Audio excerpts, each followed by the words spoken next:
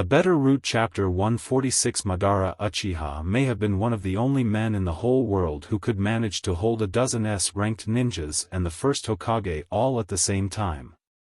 Just one of the ninjas he was facing would have been enough to take out most shinobi who crossed their path, but Madara really was doing well against them.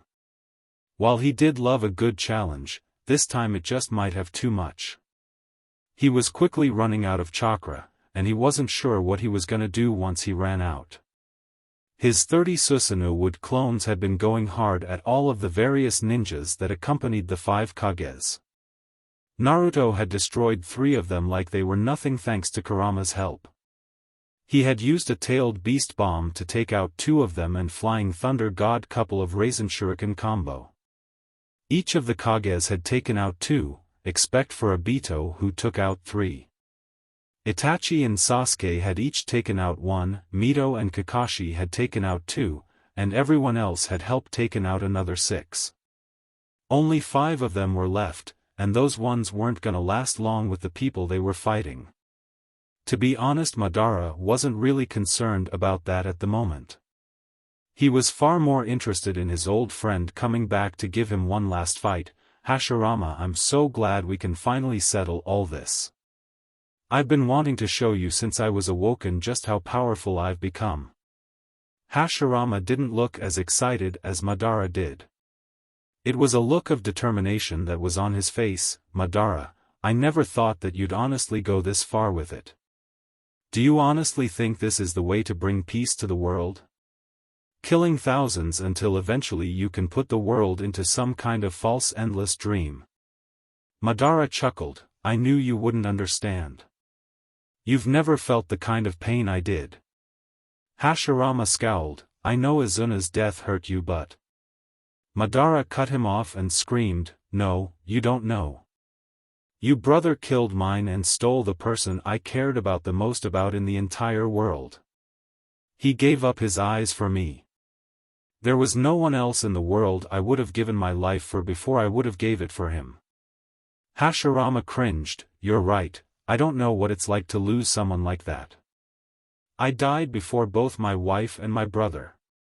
Most of the people who I cared about in my life I was able to protect before I went. Madara shook his head, it's clear the two of us will never understand one another. The only way you and I can speak to each other now is with our power. Hashirama could hardly believe this man was once his friend. Fine, if that's the way you want to play this, then hit me with your best shot. Before all of this had started, Madara had been activating his final Susanoo, which he went right back into. The giant armored humanoid rose very quickly, letting Hashirama know it was time to get this started. He made some quick hand seals and created a wood human and a wood dragon to hold of the final Susanoo so could get his real attack ready. Madara scoffed at the 2 attacks, have you forgotten just how powerful I am, old friend? Allow me to show just what I think of these little toys. Madara gave a half-hearted slash at them, but even with little effort it was enough to wipe out the wood human and dragon like they were child's play. Hashirama had jumped up off the top of his wood human, getting one of his best attacks ready. He activated his Sage mode instantly, a skill he'd gained thanks to his massive chakra pools and having had to use it before. With this active, he could use what was quite possibly his most powerful attack.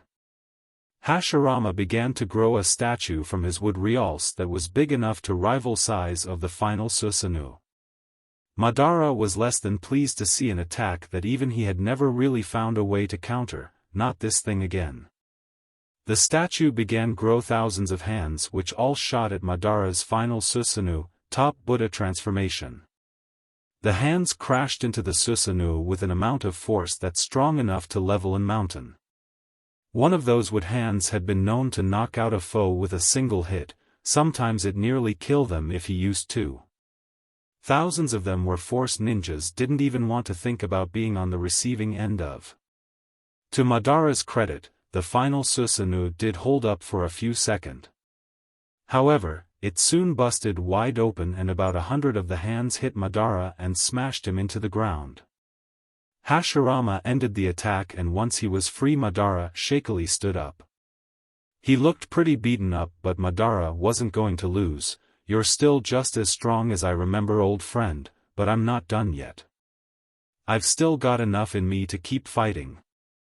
Hashirama was trying so hard to reason with him. Madara, if you don't give this up, then we will just have to kill you again. Madara laughed. I've got stronger since you left, Hashirama. I haven't shown you what I can really do yet. Hashirama could see he just didn't understand the situation he was in right now. It's not just me that you're fighting, Madara, I've got an entire army behind me. Madara looked behind Hashirama to see that the Susanoo he sent had already been defeated, and now the entire army had managed to converge on him.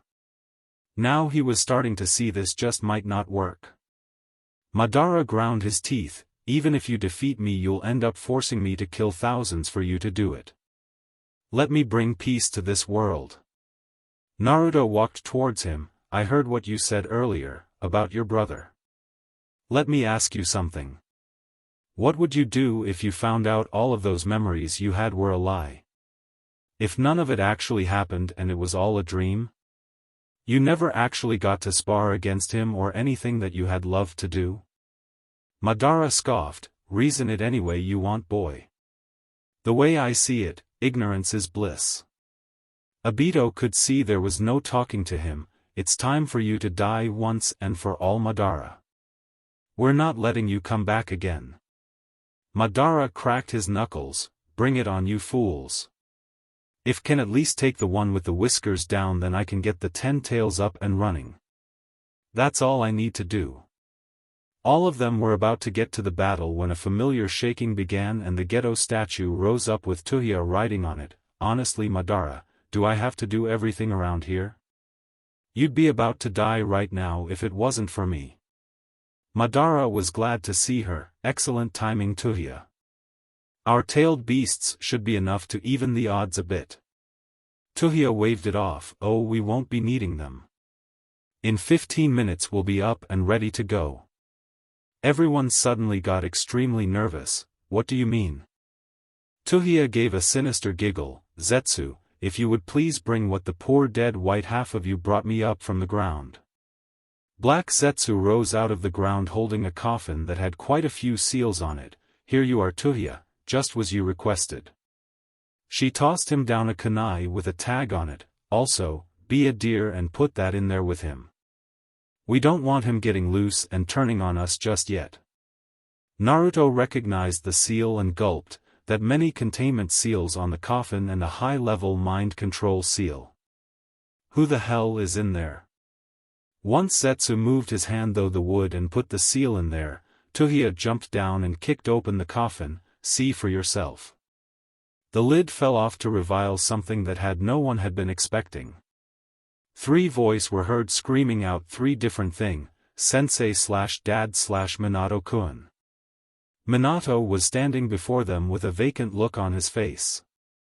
Tuya could see they were all lost, so she tried to explain what all she'd done within an overly gleeful voice. I had the white Zetsu clones go and retrieve a few things from your homeland Kushina, primarily the Shinigami mask. It allowed us to cut open the Shinigami's stomach and retrieve souls. I needed Minato's soul, so I retrieved it. Basically I need to get the een half of the Kyuubi's chakra from him. Between that and what I got from Mito before I sealed Son Goku in her and the Gold and Silver brothers, I'll have more than enough to awaken the 10 tails. Naruto and everyone in the alliance were shaking with rage. Madara found the whole thing absolutely perfect. Now this is what I'm talking about. I don't even need to fight you people. Obito stepped forward. Do you really think that we're just going to let you do this? Madara jumped back next to the statue and chuckled. You won't have much of a choice. Madara surrounded the last of his men with a flaming shield-like cylinder that shot so high up into the sky. The first Hokage curse. Madara's used this on me before. I can't break through it because the flame's too hot. The most he could do with it against me is hold me off, but right now that's all he needs to do. He'll use all the chakra he has left just to keep us out. Obito had an idea. I'll do it. I can get through this with relative ease. Madara screamed to him, I wouldn't do that if I were you, Obito. Zetsu, would you show him why? They all heard Zetsu's voice, I'd be happy to.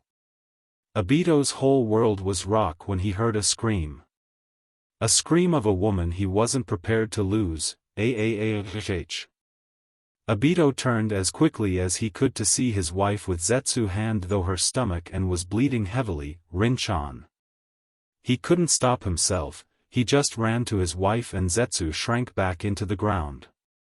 He got to her and held her tight, Rin-chan, oh God Rin-chan please stay with me. Rin could barely talk, he came, out of nowhere, said he had to, distract you. Tsunade tried to pull him away, Obito, you need to get out there and stop Madara.